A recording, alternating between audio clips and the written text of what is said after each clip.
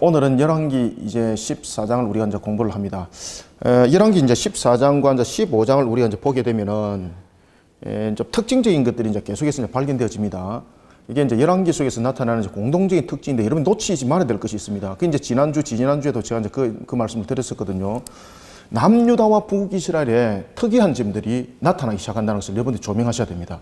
그러면은 우리가 이 성경 공부를 통해서 남유다에 어떤 특징이 나타났고 북이스라엘에는 어떤 특징이 나타났는데 그 결과는 무엇을 초래했는가, 이것을 보면서 하나님은 우리에게 역사 공부로 끝나라는 것이 아니라 이 역사를 통해서 우리로 하여금 신앙들을 어떻게 바로 세워 나가야지 너희가 생업도 그리고 너희가 언약 백성으로부터 무너짐을 당하지 아니하는 자가 되는지, 너희들 어떻게 견고하게 세워 나가야 되는지를 하나님께서 우리에게 알게 하시는 거예요.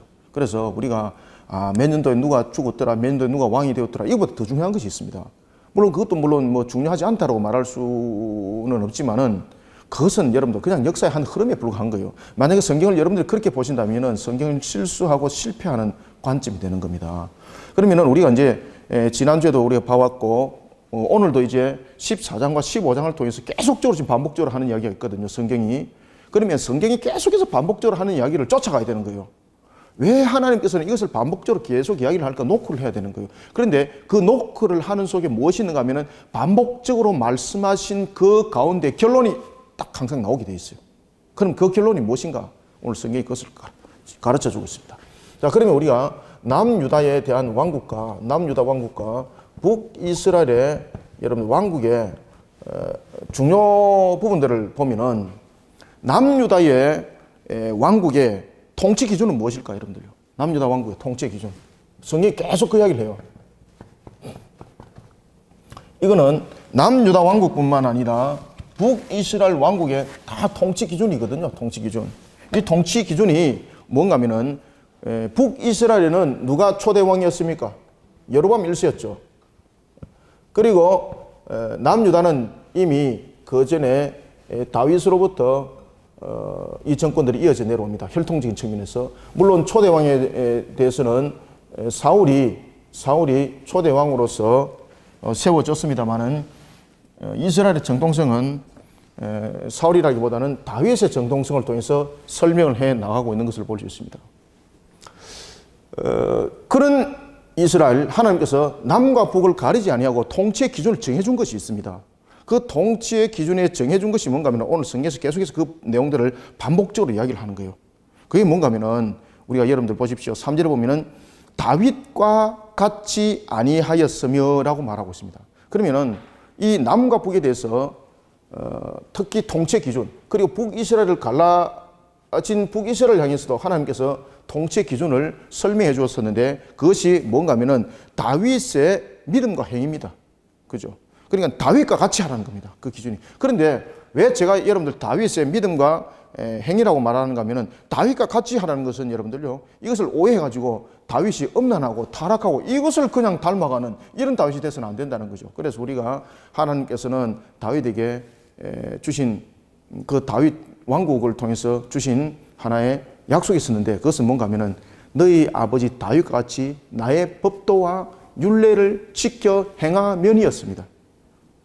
그것이 솔로몬에게도 하나님께서 바로 그 이야기를 하신 거죠. 솔로몬에게도. 그래서 남유다의 통치 기준은 뭔가 하면 다윗과 같이입니다. 다윗과 같이. 다윗과 같이.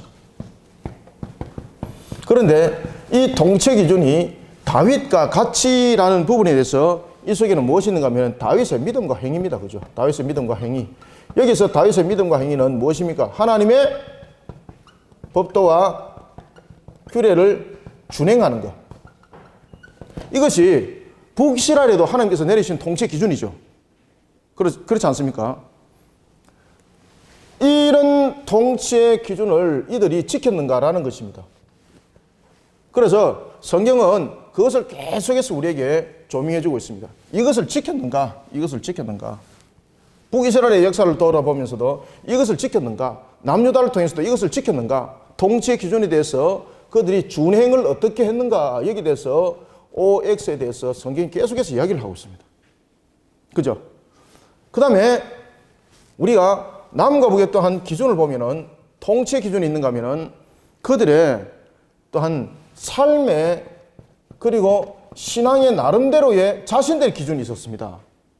이것은 하나님께서 세우신 통치의 기준이고 그리고 자기들이 세운 삶과 신앙의 기준이 있었습니다. 바로 이것이 인본주의 모습들이었죠. 남유다에는 계속적으로 반복적으로 나타나는 것이 뭔가 하면은 왕들이 종교개혁을 일으킵니다. 일으킴에도 불구하고 우리가 계속해서 이제 등장하고 있는 것 속에서 우리가 지난주에도 우리가 이제 공부를 해왔죠, 그죠? 우리가 이제 그 요아스의 내용도 여러분들 한번 보십시오. 요아스의 내용에도 보면은 어디에 등장하는가 하면은 요아스 12장 3절 보십시오. 무엇을 제거하지 못했더라? 그렇죠. 그리고 오늘도 본문에서 보면은 어떤 내용을 다루고 있는가 하면은 14장 4절 보십시오. 14장 4절에서 또 반복적으로 무엇을 이야기를 하고 있습니까? 무엇을 없애지 못했더라? 자, 그 다음에 또 15장 4절도 한번 보세요. 15장 4절도 무엇을 없애지 못했더라? 그렇죠. 계속해서 지금 산당 이야기를 하고 있죠. 그럼 이게 산당이 굉장히 중요한 역할을 했다는 이야기입니다. 제가 지난주에도 여러분들에게 말씀드렸던 것처럼 이 산당은 하나의 동산에서 성소가 있기 전에는 그곳에서 예배도 드렸습니다. 그죠? 그런데 문제는 성경에서 성소가 기본적인 중앙 성소가 있음에도 불구하고 왕이 산당을 없애지 못했더라 라고 말하는 것은 그들의 삶과 신앙의 기준을 설명하고 있는 겁니다. 그들의 삶과 기준이 뭔가 하면 바로 인본주의였다는 이야기입니다. 인본주의. 인본주의는 뭡니까?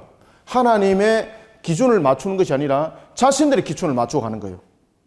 그죠? 자신들의 기준을 맞추어서 편리하게 신앙을 오른쪽으로도 돌리고 왼쪽으로도 돌리고 앞으로 밀고 가기도 하고 뒤로 후퇴시키기도 하는 이런 모습이 됐던 겁니다. 그러니 결국은 이 산당이라는 것이 얼마나 이스라엘을 무너뜨리는가 하면은 이스라엘의 근본을 무너뜨려버리게 되고 결국은 하나님을 향한 왕들의 기본적인 자세를 무너뜨려버리는 역할을 하게 되고 결국은 이 부분이 하나의 씨앗이 돼가지고 열매를 맺는데 어떤 열매를 맺는가 하면은 우상 숭배 열매를 맺습니다. 왕들과 백성들에게 우상 숭배 열매를 맺습니다. 우상 숭배의 열매를 맺게 되고 그리고 타락의 열매를 이 속에 함께 맺게 됩니다. 이게 결론입니다. 결론. 어떤 열매로 나타났는가? 이 성경이 지금 우리가 열왕기 14장 이후가 지금 이 내용들을 지금 아주 정확하게 설명을 해나가고 있습니다.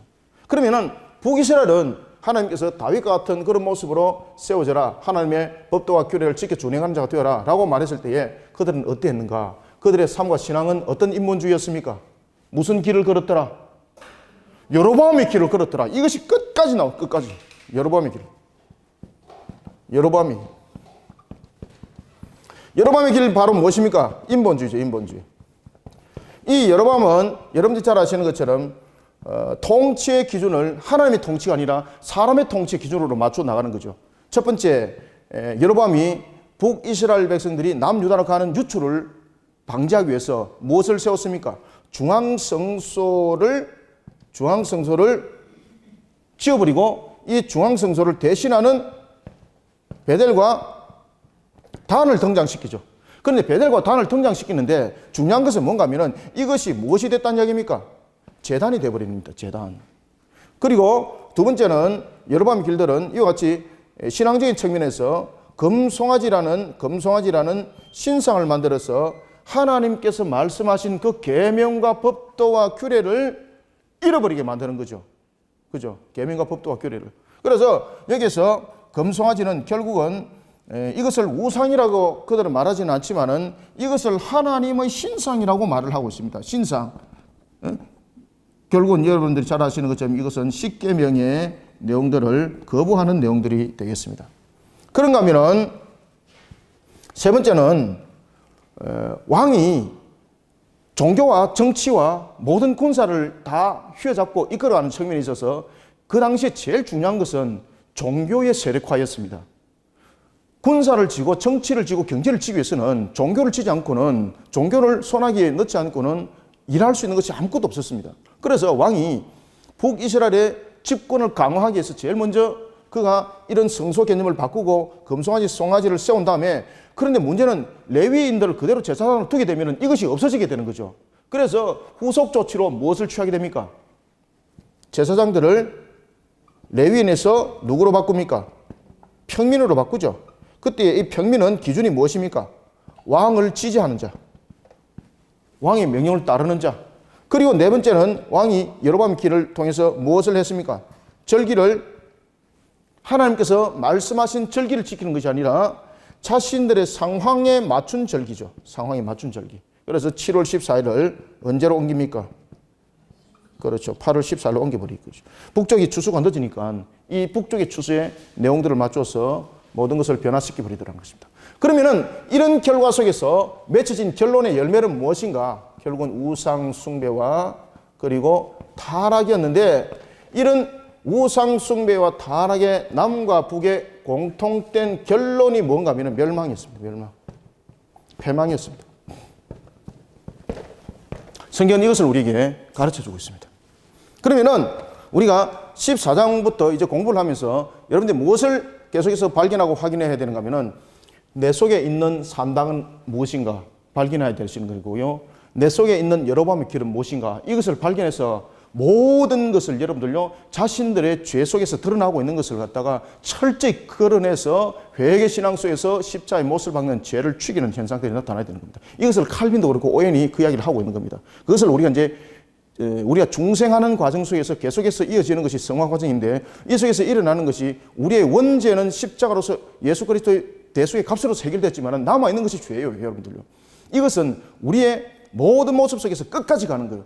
그럴 때 우리가 죄에 대해서 관대하면 안 된다는 거죠.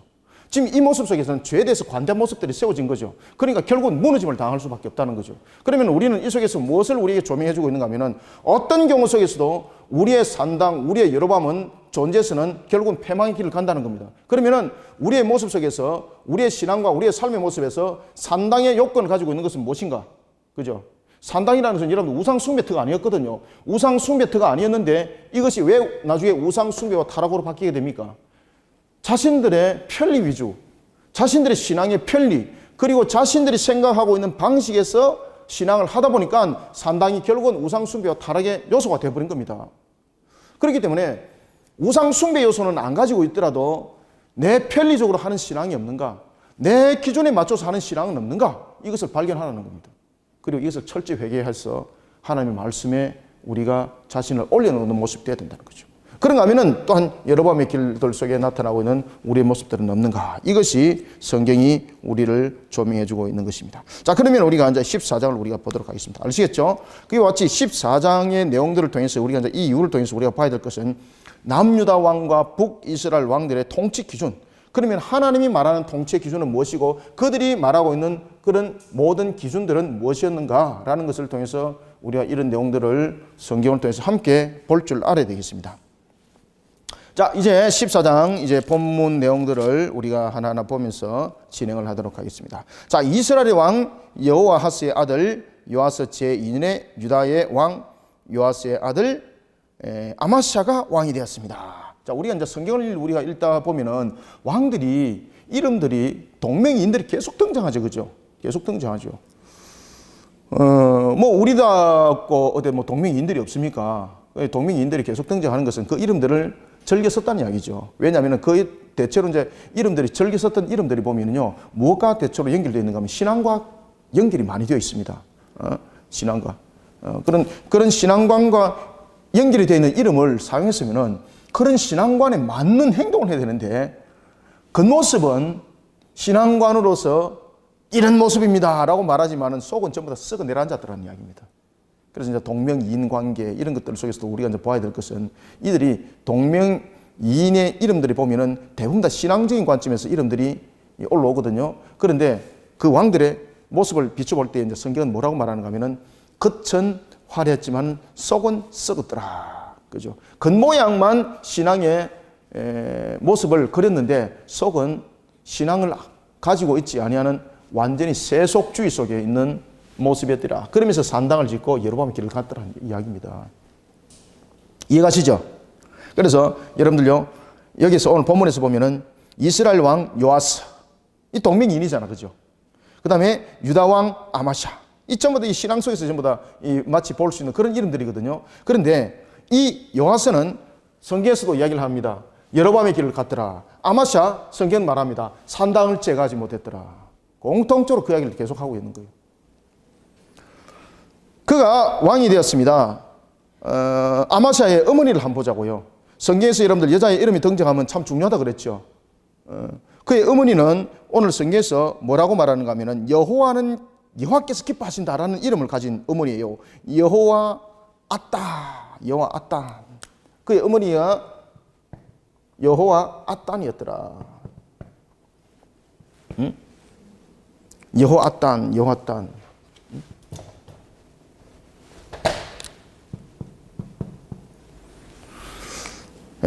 여호와께서 기뻐하신다. 그리고 예루살렘 사람이었더라. 이것은 무엇을 우리에게 설명하고 있는가 하면은 그의 어머니 이름과 함께 예루살렘 사람이었다는 것은 그 아마사의 어머니가 여호와의 신앙으로 세워졌고 그리고 자녀를 여호와의 신앙으로 그를 양육했다는 이야기입니다. 그럼에도 불구하고 여러분들요 나중에 뒤에 보면은 아마샤가 무너지는 거죠. 그러니까 오늘 성경 보면은 예루살렘 그의 어머니가 예루살렘 사람이었더라라는 것이 두 번 등장해요. 누군지 여러분들 한번 확인을 성경을 읽어보면서 14장과 15장 사이에 두 번 등장하거든요. 우리가 누군지 한번 보겠습니다. 이와 같이 오늘 북이스라엘은 누가 지금 왕으로 세워집니까?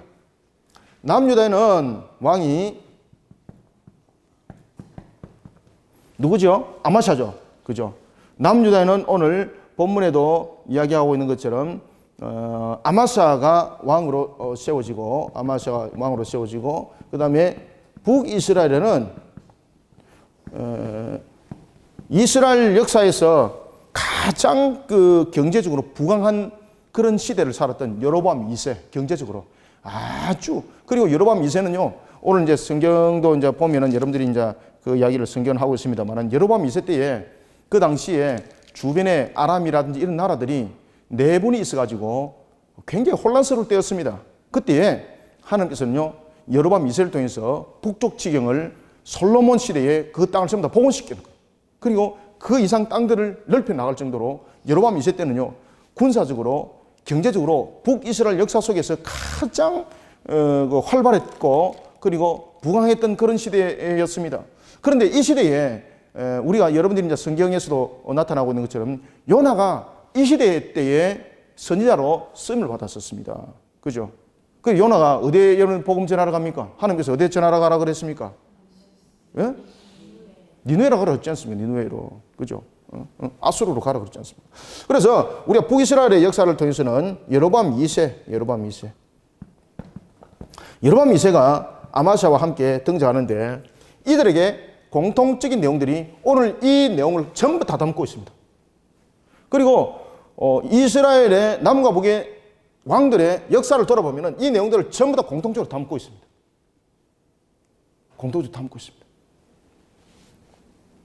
그런데 이런 부분에 대해서 강력한 종교개혁을 일으켰다는 사람이 있는데 그가 바로 요시아입니다. 요시아. 이것을 무너뜨리는 겁니다. 자, 성경을 이제 보겠습니다. 아마샤가 왕이 되었습니다. 2절에 보면은 그의 나이가 25세였습니다. 그의 어머니는 여호아딴이었고 여호와께서 기뻐하신다는 여호아딴이었고 예루살렘 사람이었습니다. 그죠? 어려서부터 이와 같이 신앙으로 어머니가 키웠다는 거죠. 그런 그가 여호와 보시기에 정직했더라. 그런데 성경은 이렇게 말합니다. 그런데 그 아마샤조차도 그의 조상 다윗과 같이는 아니했더라. 이것은 무슨 이야기입니까? 지금 여기서 남유다 왕들의 평가 기준은 바로 다윗의 믿음과 행위를 따르는 것이라는 것을 설명하고 있는데 그 다윗과 같이 아니했더라라는 것은 이 모든 부분에 대해서 하나님의 법도와 규례를 준행하는 부분에 대해서 그 또한 인본주의 모습 속에서 벗어나지 못했다는 이야기죠. 그러면은 그가 왜 이런 모습이 되었는가? 왜 이런 모습이 됐을까, 여러분들요? 그의 아버지 요아스가 행한 대로는 다 행했다는 거죠. 그의 아버지 요아스, 여러분들이 이제 잘 아시는 것처럼 그 암살당했지 않습니까? 신복기에서. 그러면은 그 암살당했던 가장 큰 원인도 대제사장 여호야다의 아들을 돌로 쳐 죽임으로 인해서 자기에게 또한 돌아오는 모습이었던 것이었던, 바로 모습이 암살당하는 것이었습니다. 자, 이런 속에 아마샤가 왕으로 세워지게 되는데 성경은 이렇게 말합니다. 그의 조상 다윗과 같이 행하지는 않았지만은 그의 아버지 요아스가 행한 대로는 다 지켰더라. 그러면 그의 아버지 요아스가 무엇을 못했다는 이야기입니까? 우리가 12장 4절, 12장 3절, 그래서 제가 서두에 12장 3절 읽으라 그랬던 거예요. 자, 요아스의 행동을 따랐다는 것은 여러분들 무엇입니까? 요아스도 보면은 12장 2절 한번 보세요. 12장 2절 3절 한번 읽습니다. 시작. 요아스는 제사장 여호야다가 그를 교훈하는 모든 날 동안 여호와 보시기에 정직히 행하였으되 다만 산당을 제거하지 아니하였으므로 백성이 여전히 산당에서 제사하여 분향하였더라. 아멘. 요아스가 행한 대로 다 했다는 것은 법도와 규례 속에서 정한 절기, 이런 종교적인 부분에서 일어나는 일들에 대해서 다 잘 지켰다는 이야기죠. 그런데 문제는요, 산당을 제거하지 못했다는 이야기죠.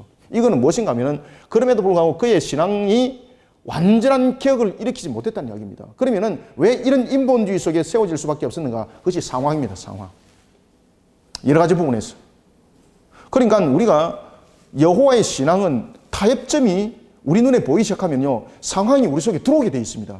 그러면 결국은 여러분들 무너진 거예요, 함께. 그래서 여호와의 신앙은요, 주변을 보고 상황을 가지고 타협을 가지고 종교에 대한 선을 끊는 것이 아니라 하나님의 말씀으로 그 주변을 덮어버려야 되는 거예요. 간단해요. 하나님의 말씀으로 그 주변을 덮어버려야 되는데 덮지 못한 거예요. 그래서 성경이 그렇게 말하는 겁니다.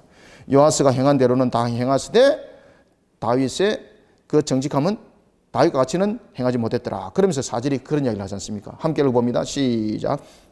오직 산당을 제거하지 아니하였으므로 백성이 여전히 산당에서 제사를 드리며 분향하였더라. 아멘. 이것이 굉장히 중요하다는 거죠. 여호와의, 여기서 산당이라는 것은 우상을 섬기는 산당이 아니라는 거죠. 우상이 섬기는 산당은 아니었습니다. 여기서 이 산당은 우상 숭배의 산당이 아니죠. 우상 숭배의 산당이 아님에도 불구하고 이 산당이 결국은 인본주의라는 거예요. 인본주의. 그죠? 그 당시에 중앙성소가 있었음에도 불구하고 이 산당이라는 것은 처체 곳곳에 다 세워지는 거거든요. 그러니까 이 처체 곳곳에 세워진 것이 자신의 편리의 신앙과 자신의 인본주의 신앙을 결국은 만들어 나가는 모습이 됐다는 이야기입니다. 하나님의 말씀의 정통성 속에서 신앙을 하는 것이 아니라 자기들의 해법에 의해서 이제 신앙을 하는 각자 해석이 되는 겁니다. 각자 해석이. 그래서 산당이 우리가 지나가면 안 되고 이것이 남유다 역사에서 굉장히 중요한 작용을 하고 있는 겁니다. 산당은 제거하지 못했더라. 여전히 산당에서 제사드리고 분향했더라. 그리고 5절에 말합니다. 나라가 그의 손에 굳건하게 세워졌고 그의 부왕을 죽인 신복들을 죽였더라. 아마사의 집권 때에, 그의 초기 때는 그의 부친을 암살했던 자들이 내각을 중심을 형성하고 있었기 때문에 그가 어릴 때에 어찌할 바를, 어찌 문제를 해결할지 그 중심을 잡지 못했었습니다. 그러다 보니까 이제 그가 이제 나이가 어느 정도 들고, 그리고 그가 내각을 새롭게 구성을 할 때에 아버지를 암살했던 세력들을 그가 제거해버립니다. 왜 제거해버리는가 하면요, 그들을 두고는 나라의 정통성도 그렇지만은요, 이 모든 부분들이 자신은 마치 수렴청정과 같은 모습이 됐던 거예요. 그리고 이들이 또한 이끌어갔던 부분들이 보면은 하나님을 향한 신앙이 아니라 겉도는 모습으로 가버리는 거죠. 그리고 그 가운데도 보면 누가 있습니까? 바로 모압 사람이 있었고 암몬 사람들이 있었던 겁니다. 그래서 성경이 그렇게 말합니다.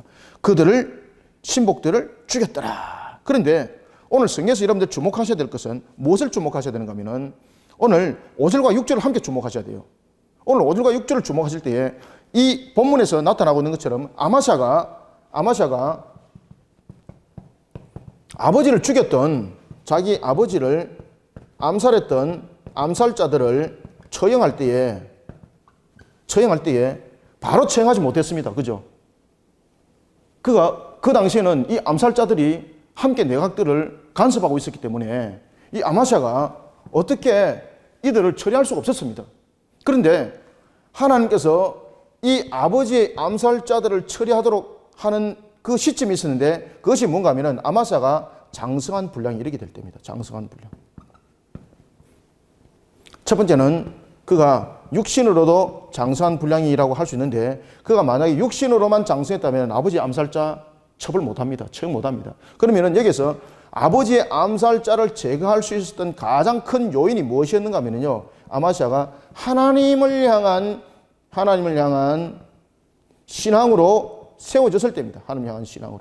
하나님을 향한 신앙으로 그가 세워졌을 때에 하나님께서 그에게 권세를 주는 거예요. 권위를 주는 거예요. 뿐만 아니라 모든 것을 다스리고 그로 하여금 그로 인해서 모든 것이 이끌려질 수 있도록 하나님께서 튼튼한 그 정치 세력화를 만들어주게 됩니다. 그러니까 자신이 정치 그 다음에 종교적인 측면에서 튼튼한 세력들이 없고 어찌 아버지 암살자를 처형할 수가 있겠습니까? 처형 못하는 겁니다. 그러면 아버지 암살자를 처형했다는 것은 그가 하나님을 향한 신앙으로 굳건하게 세워지니까요, 하나님이 자신의 아마사의 주변을 튼튼하게 만들어줬습니다. 이겁니다. 자신을 튼튼하게 만들어주니까 제거할 수 있는 거잖아요. 지금 그 이야기를 하고 있는 겁니다. 그때의 아마샤가 보십시오. 그 기준이 무엇인지. 그때 아마샤의 기준이 하나님의 율법이었습니다. 율법. 그러니 그가 자신의 아버지를 처형했던 이 암살자를 제거하는 것이 하나님을 향한 신앙으로 굳건하게 세워졌을 때에 하나님께서 그에게 주신 그 모든 환경들로 인해서 이것이 만들어졌습니다라는 것이고, 아버지를 암살했던 자를 처형하는 것이 보복적인 측면인가? 보복적인 측면이 아니고 이 내용들은 바로 하나님을 향한 신앙으로 나라를 바로 세워나가는 일들이었습니다. 그리고 이 암살자를 처형할 때에 오늘 성경 보십시오. 여러분들요, 아버지의 죄는 그 자녀에게 죄가 책임이 있습니까? 없습니까? 없는 거예요. 아들의 죄는 아버지가 책임이 있습니까? 없습니까? 그런데 우리가 대체로 보면은 보복적인 측면에서 우리가 숙청 작업을 하게 되면은 그 가정의 모든 세대를 전부 다 발본 세곤에서 다 뿌리채 뽑아버리는 거죠. 여로보암의 집, 그리고 또한 아합의 집도 정리할 때 보면은 예후가 아합의 모든 가솔들을 다 죽여버리죠. 그의 아들의 70명의 아들의 목을 전부 다 베어버리죠. 그죠? 그런데 오늘 본문에 보면은 자신의 아버지의 그런 대적들을 암살자를 제거할 때에 그 기준이 뭔가 하면은 여호와 율법이 있습니다. 여호와 율법.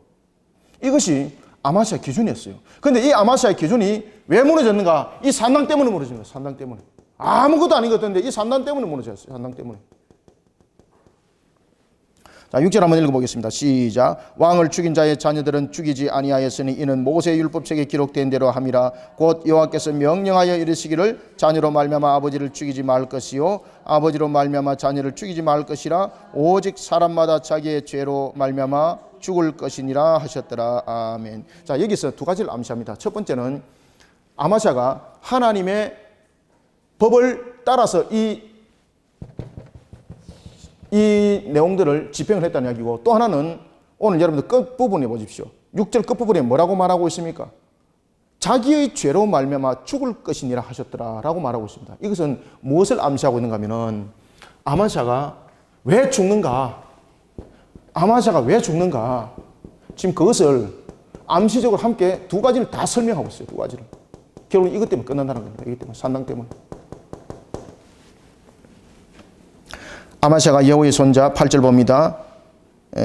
아마샤가 여호의 손자 여호아스의 아들 이스라엘 왕 요아스에게 사자를 보내 이르되 오라 우리가 서로 대면하자. 이제 아마샤가 남과 북 전쟁을 일으키게 됩니다. 남과 북의 전쟁을 일으키게 되는데 여기서 아마샤가 북이스라엘에 져버리는 거예요. 요아스에게. 져가지고 사마리아에 포로로 끌려가 버립니다. 거기서 약 한 7년을 살아요. 7년을. 그리고 난 뒤에 이제 그 풀어지게 되고, 그리고 난 뒤에 15년을 이제 더 살거든요. 15년을 더 살 때도 그의 모습이 온전한 회개를 일으키지 못합니다. 그리고 난 뒤에 그가 비참하게 죽어요, 여러분들. 그래서 이것이 오늘 본문에 보면은 6절에 보면은 자기의 죄로 말미암아 죽을 것이라는 부분이 아마샤가 어떻게 죽을 것인가라는 것을 암시를 하고 있는 거예요. 그러면은 아마샤가 왜 이렇게 죽을 수밖에 없었는가? 바로 이것이 아무것도 아닌 것처럼 생각했던 이 산당이었습니다. 산당의 문제였습니다. 자, 이제 보겠습니다. 아마샤가 북이스라엘의 왕이었던 요아스와 대결하기를 원합니다. 그때에 북이스라엘 왕 요아스가 뭐라고 말하는가 하면은 너 너무 어리석고 교만하구나. 그리고 심지어 뭐라고 말하는가 하면은 레바논의 덜짐승이 지나가다가 그냥 가치 없이 짓밟혀버리는 가시와 같은 존재인 너가 어디 감히 나에게 돈장을 던지는가? 지금 그 이야기를 합니다. 9절 한번 읽어볼까요? 시작. 이스라엘의 왕 요아스가 유다의 왕 아마시아에게 사람을 보내어 이르되 레바논 가시나무가 레바논 백향목의 전가를 보내어 이르기를 내 딸을 내 아들에게 주어 아내로 삼게 하라 하였더니 레바논 들짐승이 지나가다가 그 가시나무를 질밟았느니라. 아멘. 이 비유적인 이야기죠. 그 가시를 질밟았다는 것은 잎사귀가 머리카락같이 생겨났던 것을 말합니다. 그늘도 만들 수 없는 쓸모없는 나무라는 거죠. 가시나무. 그러니까 다시 말하면은 요아스가 아마시아에게 뭐라고 말하는가 하면은 너는 스스로 볼 때에 네가 능력이 있고 네가 뭔가 뛰어난 것처럼 이야기를 하고 있는데 너는 레바논 들짐승이 지나가다가 짓밟은 가시나무와 같은 존재다. 가시나무는 무엇입니까?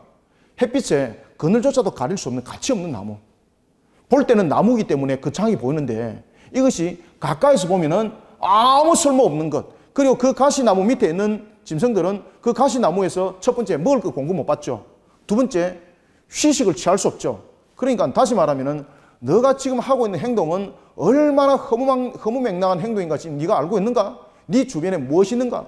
가시나무가 아니라 울창한 숲이 되었으면 네 주변에 군사도 있고 많은 백성이 따를 텐데 지금 너의 모습을 봐라. 네 모습 속에 무엇이 있는가? 아무것도 없지 않는가? 그것이 뭡니까? 그 원인이 없는 산다입니다. 산다.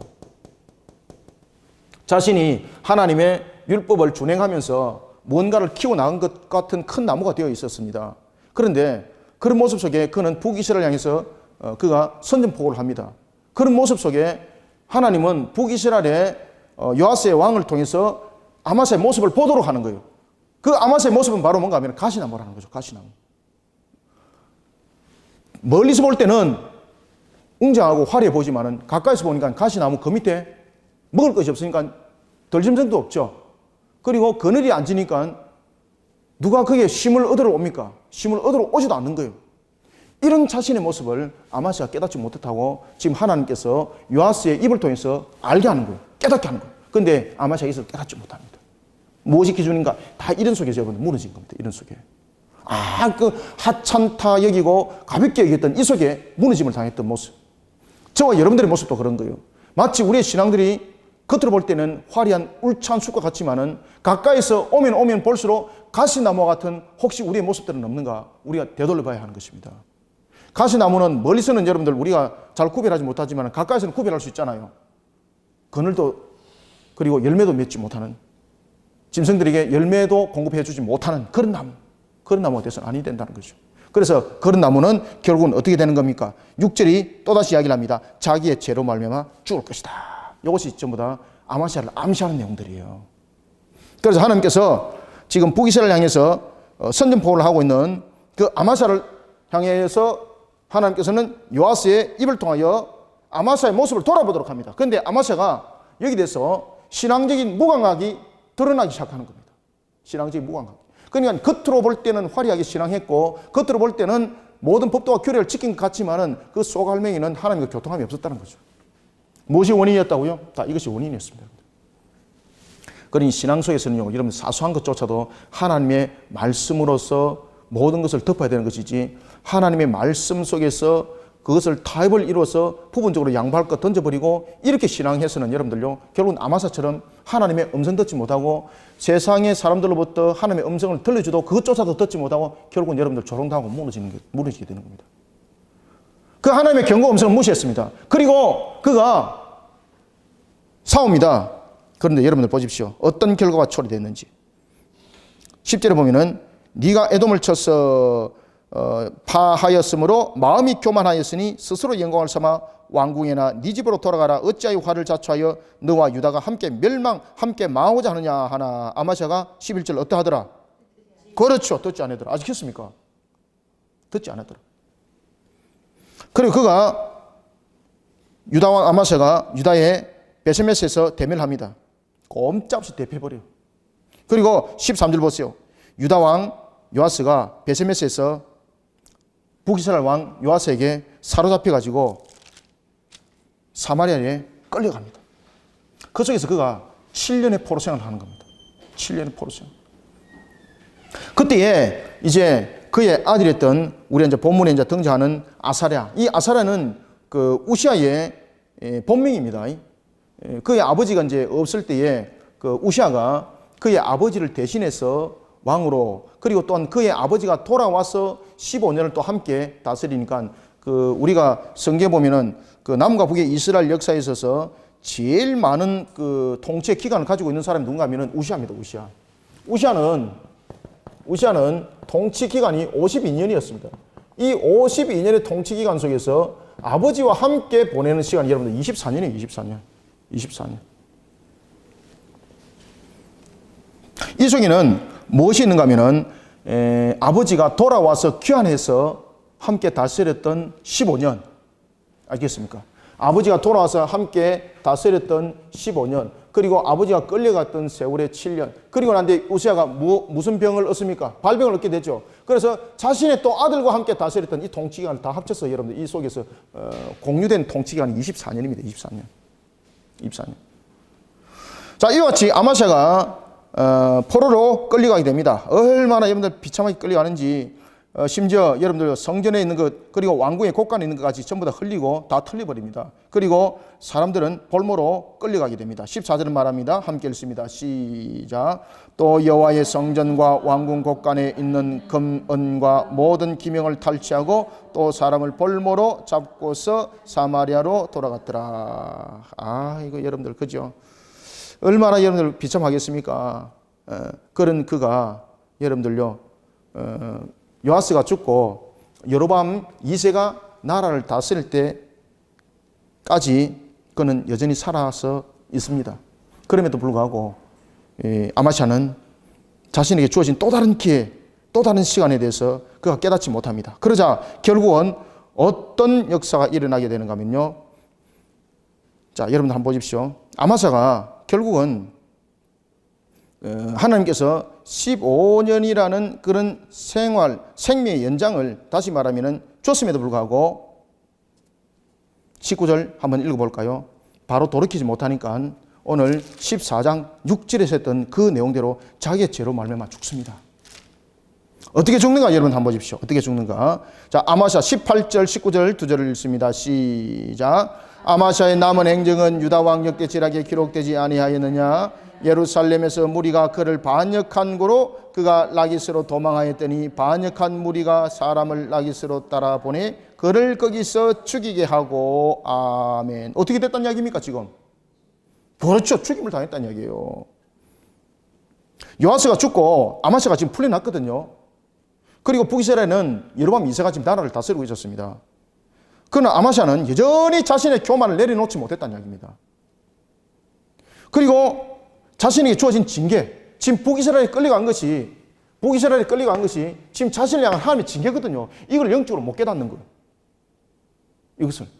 이것을 여전히 못 깨닫고 회개하지 않습니다. 그리고 난 뒤에 하나님께서 그에게 15년의 통치 기간을 연장을 시켜줍니다. 여러분 15년 이러면 머릿속에 퍼뜩 생각나는 사람이 누굽니까? 히스기야의 15년의 연장과 우리가 오늘 아마샤의 15년의 연장의 큰 차이점은 무엇인가 하면요, 히스기야는 하나님을 향한 신앙으로 자신을 바로 세워나감으로 인해서 하나님께서 그에게 없던 세 가지를 잃어버린 세 가지 허락합니다. 첫 번째는 잃어버렸던 건강을 회복시켜주죠. 그 다음에 두 번째는 없던 자녀를 출생하게 하죠. 그 다음에 세 번째는 없던 생명을 15년 연장시켜주죠. 그런데 하나님께서 내리신 징계를 깨닫지 못한 아마샤, 히스기야도 자신이 질병으로 죽을 것이라는 그 내용을 듣고 하나님 앞에 그가 통곡을 하면서 하나님 안의 신앙으로 그가 문제를 해결하지 않습니까? 그런데 그가 돌아왔습니다.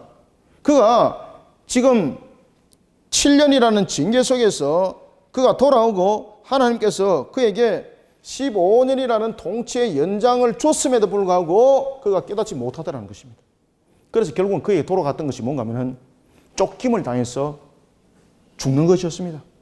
비참한 최후를 맞았던 겁니다. 비참한 최후. 그래서 19절이 예루살렘에서 무리가 그를 반역하여라고 말하는 겁니다. 여러분들 북이스라엘도 아니고 남유다에서 여러분들 반역을 일으켰다는 것은 이건 대단한 충격적인 내용입니다. 여기서 여러분들 반역을 일으켰다는 것은 무엇을 말하고 있겠습니까? 그럼에도 불구하고 그가 회개치 못하는 겁니다. 그러니 결국은 정치적 문제뿐만 아니라 죄를 심판하시는 하나님에 의해서 그 공의 발동에서 그는 죽임을 당했습니다. 이 뜻입니다. 그리고 오늘 본문은 말합니다. 그를 대신해서 21절 누가 왕이 됩니까? 자, 21절, 22절 한번 읽습니다. 시작. 유다 온 백성이 아사랴를 그의 아버지 아마사를 대신하여 왕을 삼으니 그때 그의 나이가 16세라. 아마사가 그의 조상들과 함께 잔 후에 아사랴가 엘랏을 건축하여 유다에 복귀시켰더라. 아멘. 오늘 이제 본문에서도 우리가 이제 등장하고 있는 것처럼 아마샤가 이제 죽임을 당하고 아사랴가 왕으로 세워지게 되는데, 아사랴는 우시아인데 우시아가 왕으로 세워지기 전에 이미 그는 나라를 다스려 나갔던 것이 아니라 왕의 모습을 가지고 이미 있었습니다. 겉으로는 왕의 모습을 이미 가지고 있었습니다. 아버지가 이미 잡혀갔을 때도. 그리고 아버지가 돌아왔을 때도 그는 이미 왕의 모습을 함께 하고 있었던 겁니다. 그러니까 이 모습들을 전부 다 담고 있는 겁니다. 그리고 아버지가 죽고 난 뒤에 이제 비로소 그가 이제 독립된 왕이 됐다는 이야기입니다. 이해가시죠? 독립된 이제 왕이 세워지게 됩니다. 이런 아사랴, 우시아, 이런 우시아. 아사랴가 선왕이 하지 못했던 그런 신앙의 제거 해 나갑니다. 그런데 그것 또한 제거하지 못한 것이 있는데 그것이 바로 엘라를 건축하는 것이었습니다. 오늘 이 본문 속에서도 여러분들이 이제 깨달아야 될 것은 아사랴가 선왕이 하지 못했던 신앙의 제거 분명히 해 나갑니다. 그런데 그가 나라를 견고하게 세우는 일에 있어서 청지기로서의 그 역할을 할 때에 여호와의 신앙으로서 그가 청지의 역할을 하지 못하고 그의 말년 또한 엘라를 건축합니다라는 것을 통해서 엘라를 건축하여 유다에 복귀시켰습니다라는 것을 통해서 무엇에 집중하게 되는가 하면요, 결국은 환경적인 측면에서 그가 무너지게 된다는 거죠. 그래서 우리가 이제 아사에 대한 내용들은 우시아에 대한 내용들은 뒤에서 우리가 그 내용들을 이제 보기로 하고 오늘은 아마샤에 집중을 하도록 하겠습니다. 이와 같이 아마샤가 그의 조상과 함께 잔 후에 아사랴가 왕이 됩니다. 아사랴가 왕이 됩니다. 그리고 북이스라엘은 누가 나라를 다스린다고 성경은 이야기를 하고 있습니까? 그렇죠. 우시아가 그렇게 유명했던 그 우시아가 이제 나라를 다스릴 때도 그의 모습 속에서 여러분 나타났던 것이 뭔가 하면요, 인본주의가 나타나게 되는 겁니다. 이 인본주의가 전부 다 산당 속에서 나타난다. 산당 속에서. 이때 유다의 왕 아마샤 제5년에 이스라엘 왕 요아스의 아들 여로밤, 여기서 여로밤 2세입니다. 여로밤 2세가 사마리아에서 왕이 될 때에 나라를 42년간 다스립니다. 여로밤 2세. 여로밤 2세 그러면요, 아주 유명한 사람이에요. 여로밤 2세. 이 여로밤 2세는요, 정치적으로, 그리고 두 번째 경제적인 측면에서, 세 번째 군사적인 측면에서 북이스라엘을 아주 부강하게 만들었던 사람이었습니다. 이 사람이. 그래서 북쪽의 진영을 과거 솔로몬 시대로 복원시킵니다. 솔로몬 시대로 복원시킵니다. 아주 여러분들요, 위대한 일들을 많이 했던 왕입니다. 그리고 이 여로밤 2세 때에 누가 여러분들 선지자로 활동합니까? 요나가 선지자로 활동합니다. 요나가. 오늘 성경에서 요나 이름이 이제 등장합니다. 그 당시에 북이스라엘에 여로밤 2세가 왕으로서 나라를 42년 동안 다스릴 때에 그가 아무리 정치적으로 그가 안정을 취하고 경제적으로 나라를 부강하게, 그러니까 북이스라엘의 역사 가운데서 가장 경제적으로 부강한 시대를 살았던 시대가 바로 여로밤 2세 때입니다. 여로밤 2세 때. 그래서 우리가 여로밤 2세 그러면요, 경제의 왕이라고 말합니다. 경제의 왕. 지금 우리나라에 필요한 왕 그러면은 남과 북을 통틀어서 필요한 왕 그러면 사람들은 누구를 부르겠습니까? 여로밤 2세를 불러요. 이게 진짜 무너지는 겁니다. 왜 무너지는가 보십시오. 여로밤 2세가 왜 무너지는가? 정치를 잘했습니다. 경제를 잘 이끌어 나갔습니다. 군사를 잘 이끌어 나가서 북쪽까지 솔로몬 시대를 넘어서는 그런 국토를 확장을 해 나갑니다. 그런데 그가 왜 무너집니까? 첫 번째, 무슨 길을 걸었더라? 여로밤 2세가. 예? 첫 번째 이런 이야기를 합니다. 하나님께서 주시는 말씀 가운데서 어떤 이야기를 하는가 하면은 그가 여호와 보시기에 악을 행했더라. 여호와 보시기에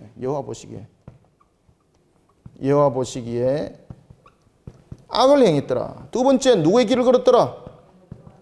여로보암 1세의 길을 걸었더라. 여기서 무너진 겁니다. 여러분들요, 우리가 나라의 일꾼들을 뽑을 때에 지금 우리나라에 필요한 것들, 경제의 왕이 필요합니다. 경제를 잘 이끌어갈 사람. 그래서 경제만 보고 그를 세웠다가는 여러분 나라 더욱더 망한 꼬라지가 되는 것입니다. 그런 꼴이 나는 겁니다. 여로보암 2세 꼴이 나는 겁니다. 그렇다 그래서 여러분들 여로보암 2세 이후에 물론 그의 아들들이 나라를 다스리고 나갑니다. 그런데 그 나라가 여러분들 계속해서 존속했습니까? 결국 나라가 병들어갔습니다. 무엇이었습니까? 바로 여호와 보시기에 악을 행하고 여로보암 1세의 길을 걸어갔던 이런 불신앙이 결국은 이 세웠던 경제, 정치, 군사 다 무너뜨렸다는 이야기죠. 그래서 지금 우리가 이 시대에 우리나라와 민족에 필요한 것은요, 경제를 잘 아는 왕이 아닙니다. 지금 사람들이 지금 호도를 하고 있고 지금 오판하고 있는데 경제를 잘 이끌어가는 왕이 아니라요, 하나님의 정의와 공의 속에 나라를 이끌어갈 왕이 우리에게 필요해요. 다윗과 같은 길을 걸을 이런 왕이 우리에게는 필요해요, 여러분들요. 이런 지도자가 있어야 되는 거예요. 이런 청지기가 있어야 되는 거예요. 이러한 우리는 위정자들이 이 나라에 세워져야 하는 거예요. 그러지 않으면은 여로보암 2세 이후에 짝이 나는 겁니다. 여로보암 2세 이후에 짝이 나는 겁니다. 남과 북에 대한 문제도 마찬가지입니다. 개성공단, 금강산관광 천만에요, 여러분들요. 그것이 우선이 아니에요. 그런 경제적인 논리가 앞서니까 무너짐을 당하는 거예요. 그런 경제적인 논리가 없으니까 경제적인 이익에 부합되는 다른 문제가 부딪히니까 전부 다 총칼 들고 서로 대적해버리는 역사가 일어나는 거예요. 무엇이 기준이 되어야 되는가? 우리가 하나가 될 수 있는 문제를 먼저 풀어나가야 돼요. 그것이 뭔가 하면은 우리가 어떻게 해서 하나라 한민족이 될 수 있는가라는 것은 여호와의 신앙의 관점 외에는 풀 수 없어요. 이미 남과 북은 이념과 사상 속에서 여러분들 유교라는 것을 겪었습니다. 이념과 사상은 여러분들요, 어떤 것으로도 정치, 경제, 무력으로도 해결 안 돼요, 여러분들요. 얼마나 여러분 사상이 무서운 거 아세요? 여호와의 신앙, 하나님의 말씀으로 이것을 치유하지 아니하고 개성공단 10배 열겠다, 100배 열겠다, 무너짐의 역사가 일어납니다. 거기서 바로 오늘도 우리가 정치, 경제, 군사를 경제의 왕이었던 그런 사람을 통해서 나라를 이끄는 것이 아니라 성경은 우리에게 말하고 있습니다. 여호와 같이 믿음과 행위를 하는 자가 되어라. 이런 지도자가 세워져야 되는 거예요. 자, 성경은 말합니다. 우리가 한번 읽어보겠습니다. 자, 24절 시작. 여호와 보시기에 악을 행하여 이스라엘에게 범죄하게 한 느바스의 아들 여로보암이 모든 죄를 떠나지 아니하였더라. 그러면서 이스라엘의 하나님 여호와께서 그의 종 가드헤벨 아미떼의 아들 선자 요나를 통해서 하신 말씀대로 이스라엘을 일단 회복시켜 줍니다. 그러면은 이스라엘의 그 회복은 무엇인가? 여로보암 2세가 잘했기 때문에 회복인가? 그가 정치, 경제, 군사를 잘 이끌어갔기 때문에 경제적인 어떤 마인드가 분명했기 때문에 나라가 그렇게 회복됐는가? 성경은 이렇게 말합니다. 자, 우리 한번 봅시다. 그 당시 북이스라엘이 나라가 번성했습니다. 왜 번성했는지를 성경은 이렇게 말합니다. 여로보암 2세가 경제를 잘 이끌어갔기 때문에, 정치, 경제, 군사를 잘 이끌어갔기 때문에 그것이 아니라는 겁니다. 그것은 바로 하나님께서 요나를 통해서 하신 말씀의 성취였다는 거죠. 자, 25절, 26절, 27절 세 절을 읽습니다. 시작. 이스라엘의 하나님 여호와께서 그의 종 가드헤벨 아미떼의 아들 선자 요나를 통하여 하신 말씀과 같이 여로보암이 이스라엘 영토를 회복하되 하맛에게서부터 아라바 바다까지 하였으니 이는 여호와께서 이스라엘의 고난이 심하여 매인자도 없고 노인자도 없고 이스라엘을 도울 자도 없음을 보셨고 여호와께서 또 이스라엘의 이름을 천하에서 없이 하겠다고 또 아니하였으므로 요아스의 아들 여로보암의 손으로 구원하심이었더라. 아멘. 이 모든 것들이 하나님의 긍휼하심이라는 이야기예요. 하나님의 은혜의 베푸심이라는 이야기예요. 그런데 이것을 알지 못했더라라는 것입니다. 그러면서 28절에 이렇게 말합니다. 여로보암의 남은 사적과 모든 행한 일과 사온 업적과 다메섹을 회복한 일과 이전에 유다에 속하였던 하맛을 이스라엘에 돌린 일은 이스라엘 왕 역대지락에 기록되지 아니했는가? 이런 업적만 기록될 것이 아니라 우리가 하나님을 향한 신앙의 업적들이 기록되어지는 자들이 되시길 바랍니다. 그러면서 여로보암 2세가 29절에 보면은 이스라엘 왕들과 함께 자고 그의 아들 스가랴가 대신해서 왕이 되었더라. 이스라엘 왕들과 함께 샀다는 것은 뭡니까? 그렇게 나라를 부강하게 세움에도 불구하고 이스라엘 왕들과 함께 잤다는 것은 뭡니까? 소망이 없는 잠을 자는 자들입니다. 이스라엘 히브리인들은요, 잠을 잔다는 것은 또 다른 하나의 새로운 시작을 말하고 있습니다. 그러면은 이스라엘 왕들과의 잠을 잤다는 것은 하나님의 언약을 떠난 자들과의 잠이죠. 그러면 그에게는 화려했던 경제 속에서 누렸던 나라의 휘황찬란한 그 모습이 아니라 결국은 고통과 고난이라는 심판의 멸망 속에 그는 새로움의 시작을 할 수밖에 없었던 모습입니다. 라고 우리에게 가르쳐 주고 있습니다. 자, 이와 같이 우리가 이제 14장을 통해서 우리가 남유다와 북이스라엘의 역사를 돌아보면서 우리가 항상 다윗과 같이 믿음과 행위가 하나님 보시기에 좋았더라 모습들로 우리 모습들을 다 세워나가서 정말로 하나님이 원하시는 열매, 아름다운 열매 결실을 잘 맺는 나라 민족 되기를 원하고 여러분들이 되기를 소망합니다.